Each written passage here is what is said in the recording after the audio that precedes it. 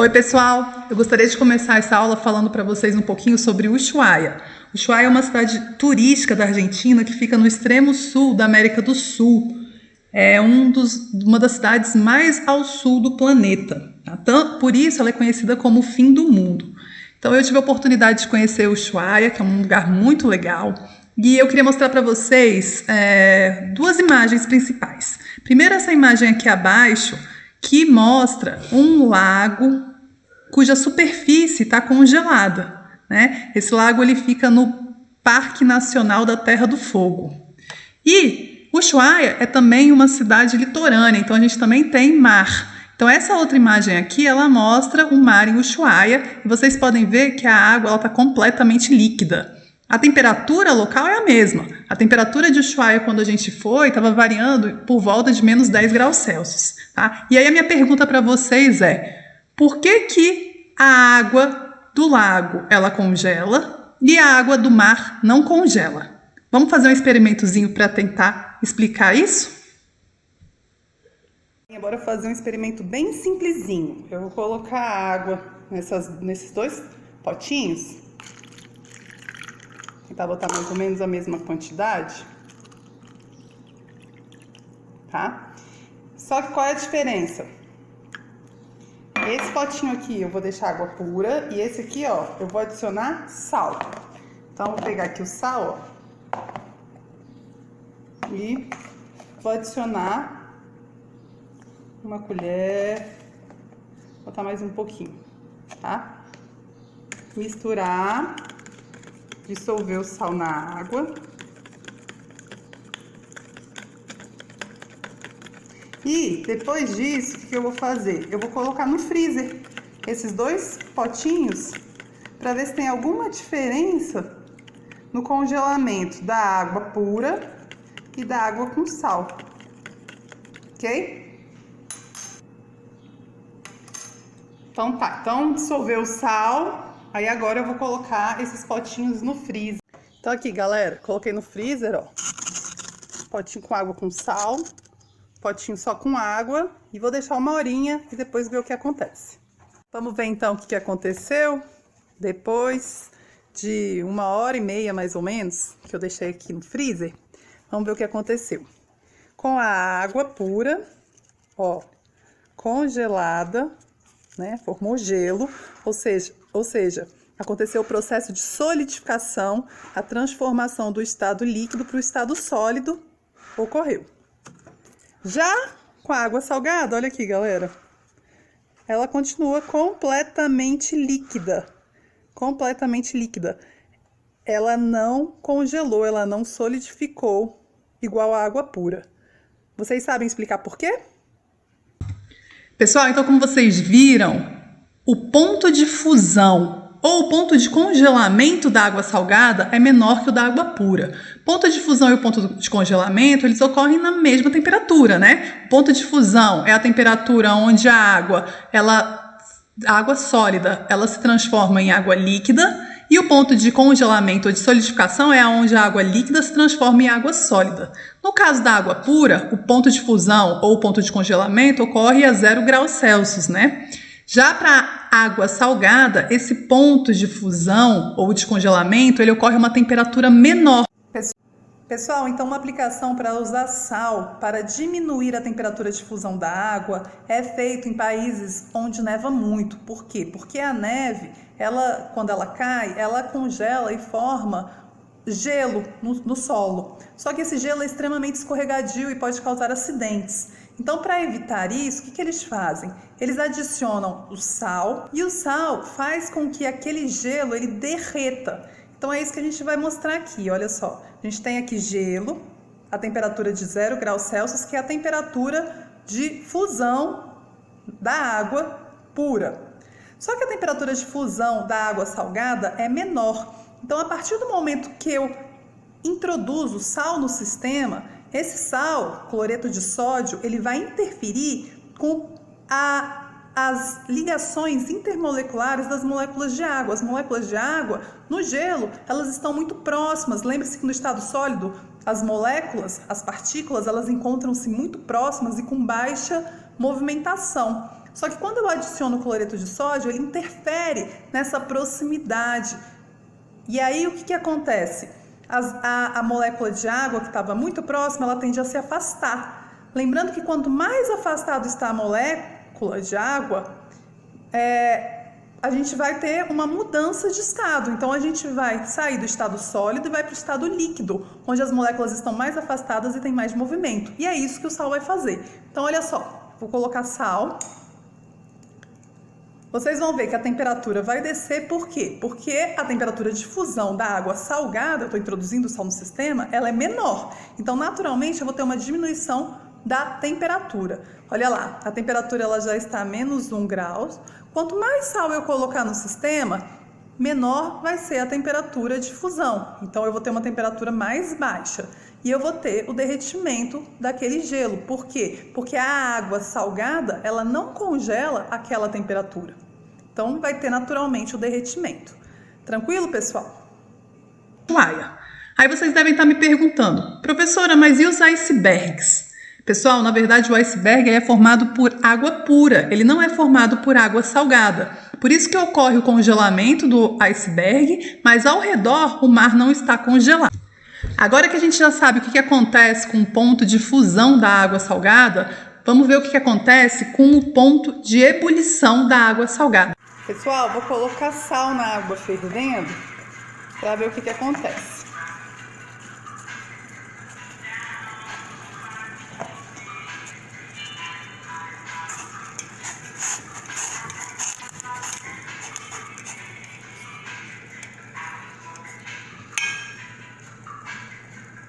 Repararam que quanto mais sal eu coloco, menos bolha faz?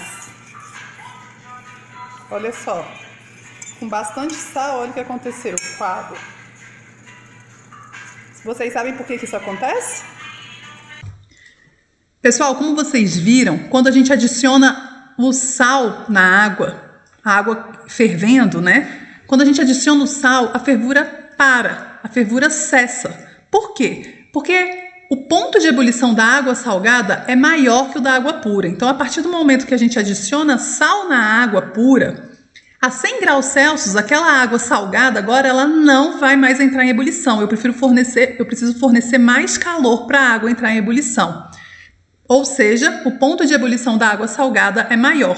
Por isso que a gente vê, logo após a adição do sal, que as bolhas elas somem, ok? Mas vamos entender um pouco melhor isso, entender graficamente como é que é o comportamento da água salgada em relação ao ponto de fusão e o ponto de ebulição. Pessoal, a primeira coisa importante que a gente tem que lembrar é que a água com sal, ela não é uma substância pura, ela é uma mistura. Lembrando que a mistura ela é formada por mais de uma molécula, enquanto a substância pura ela é formada por apenas uma molécula. No caso da água com sal, a gente tem a molécula de água, H2O, e o cloreto de sódio, NaCl, formando a água salgada. A mistura ela pode ser classificada como homogênea ou como heterogênea. Mistura homogênea é aquela que apresenta apenas uma fase, ou seja, visualmente eu não consigo distinguir as diferenças entre as moléculas presentes nessa mistura, como é o caso da água com sal. Então, a água com sal é uma mistura homogênea, enquanto que a mistura heterogênea, ela apresenta mais de uma fase. Eu consigo visualizar visualmente, a olho nu ou com o uso de microscópio, diferentes porções, ok? Então, sabendo que a água com sal é uma mistura, vamos analisar o comportamento do ponto de fusão e de ebulição da água com sal. Então, o comportamento de misturas em relação ao ponto de fusão e ao ponto de ebulição é diferente do comportamento para substâncias puras, e é isso que a gente vai mostrar graficamente. Como que a gente determina que a gente está trabalhando com uma mistura ou com uma substância a partir do ponto de fusão e de ebulição. Então, o que acontece? Para as misturas, nós vamos ter o seguinte comportamento. Então, inicialmente, vamos supor que a gente tenha uma matéria, né, um material que é uma mistura na fase sólida, e quando a gente aumenta a temperatura com o passar do tempo, o que vai acontecer? Vai aumentar a agitação das moléculas. Até que vai chegar um momento que vai iniciar o processo de fusão. Só que, diferente do que acontece para as substâncias puras, a temperatura, o ponto de fusão, ele não é constante. Então, o que eu vou ter é algo assim. Não é uma constante. Reparem que eu tenho uma temperatura onde inicia o processo de fusão e uma outra temperatura onde termina o processo de fusão. Ou seja, eu tenho uma faixa de temperatura onde está ocorrendo a fusão. Tranquilo? Se eu continuar aquecendo, a partir do momento que todo o material ele se transformou em líquido, agora a temperatura vai aumentar novamente, até que chega um determinado momento, um determinado ponto, onde aquele líquido ele começa a se transformar em gás. E novamente eu vou ter um comportamento dessa forma. Eu tenho uma faixa de temperatura. Tá? Eu vou ter agora uma faixa de temperatura de ebulição. Tranquilo? Então eu não tenho, para misturas, que o ponto de fusão e o ponto de ebulição ele seja constante. Eles não são constantes. Eu tenho uma faixa de temperatura de fusão e uma faixa de temperatura de ebulição. Reparem que nesse ponto, nós temos a matéria no estado sólido. A partir do momento que inicia o processo de fusão, nós vamos ter sólido mais líquido. Até que o processo de fusão se complete, vamos encontrar agora, então, somente matéria no estado líquido. Aumentando ainda mais a temperatura, inicia-se o processo de ebulição. E aí eu vou ter uma mistura de líquido com gasoso, até que todo o líquido ele passe para o estado gasoso. E aí eu vou ter, por fim, apenas a matéria no estado gasoso. Ok? O que é importante é anotar que, diferente de substâncias puras, para misturas, o ponto de fusão e o ponto de ebulição, eles não são constantes. A temperatura de ebulição e a temperatura de fusão, ela não é uma constante. Pode acontecer para algumas misturas especiais ter o ponto de fusão constante, mas o ponto de ebulição variando. Outras misturas podem ter o ponto de fusão variando e o ponto de ebulição constante. Mas nunca uma mistura vai ter ambos, pontos de fusão e ponto de ebulição constantes. E é assim que a gente vai diferenciar. Para nível de nono ano, a gente vai trabalhar com misturas genéricas, onde tanto o ponto de fusão quanto o ponto de ebulição vão variar. Tranquilo, pessoal? Espero que vocês tenham entendido. Então tá. Então é isso, importantíssimo saber que para uma substância pura, lembre-se que substância eu estou falando de substância quando eu tenho apenas um tipo de molécula no meu sistema. O que eu estou estudando só tem um tipo de molécula, isso é substância. Então, para a substância pura, eu tenho que, ao atingir a temperatura de fusão, o ponto de fusão, no ponto de fusão, inicia-se o processo de passagem do estado sólido para o estado líquido, e essa temperatura se mantém constante ao longo de todo o processo, beleza? O mesmo ocorre para a ebulição. Ao atingir a temperatura de ebulição, o ponto de ebulição, essa temperatura vai se manter constante até todo aquele líquido ter passado para o estado gasoso. Isso é importantíssimo. Próximo. Isso aqui é um exemplo da água que eu fiz para vocês. Então, reparem que eu tenho o ponto de fusão, A1ATM, aqui ó. Sempre eu tenho que falar qual é a pressão, porque a gente viu que a pressão influencia na temperatura de ebulição e de fusão dos materiais. Então, a pressão de 1 atm, eu tenho que o ponto de fusão da água é 0 graus. Atingiu 0 graus, o que vai acontecer? Inicia-se o processo de fusão, da passagem do estado sólido para o estado líquido. O gelo começa a derreter. A temperatura se mantém constante até todo o gelo ter derretido do sistema. Agora que eu só tenho líquido, a temperatura sobe de novo se eu continuar fornecendo calor. Chegou a 100 graus Celsius, o que vai acontecer?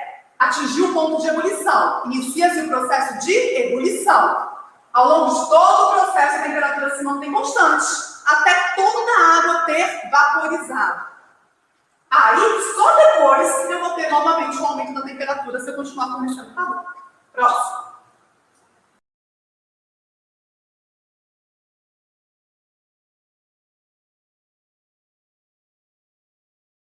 temperatura de vaporização e de condensação, ou liquefação, dependendo do que eu esteja trabalhando, né? É a mesma. E temperatura de fusão e de solidificação é a mesma.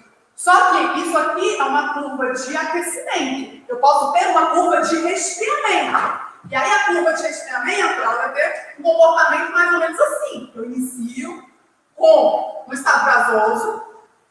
Aí, ó, vou tendo isso. Beleza? Só a questão é que eu vou iniciar no estado gasoso. O meu tempo zero eu vou estar no estado gasoso. Próximo.